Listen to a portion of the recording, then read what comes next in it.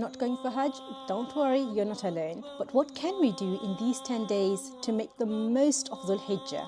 Allah subhanahu wa ta'ala takes oath by these 10 days in Surah Al-Fajr.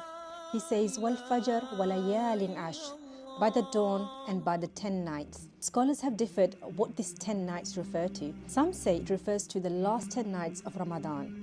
Others say it refers to the 10 days, the first 10 days of Dhul Hijjah. And the third opinion is to reconcile between the two. It refers to the first 10 days of Dhul Hijjah and the last 10 nights of Ramadan. There are many videos on YouTube which tell us what to do in these 10 days from home. But today I want to share something a little bit different with you.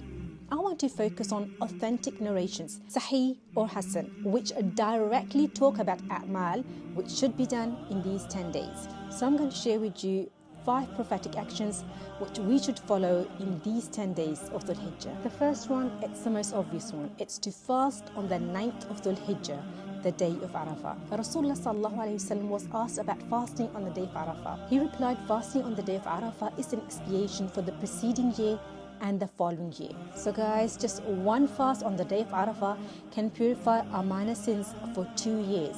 Make sure you take full advantage of this opportunity. The second thing we should do is increase in dhikr. Rasulullah sallallahu alayhi wasallam said, there are no days on which good deeds are greater or more beloved to Allah than on these 10 days.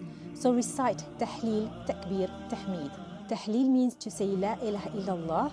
Takbir is to say Allahu Akbar, and Tahmeed means to say Alhamdulillah. Also remember to say Takbirat al-Tashriq starting from the Fajr of 9th Dhul Hijjah all the way until Asr of the 13th of Dhul Hijjah. So basically you will say audibly after the Fard Salah, Allahu Akbar, La ilaha illallah, Allahu Akbar, walillahi alhamd.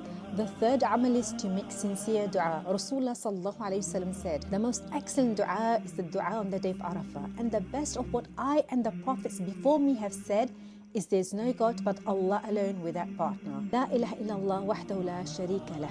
The fourth amal is to do a lot of istighfar and seek Allah subhanahu wa ta'ala's forgiveness. Rasulullah sallallahu alayhi wasallam said, there is no day on which Allah frees more people from the fire than on the day of Arafah.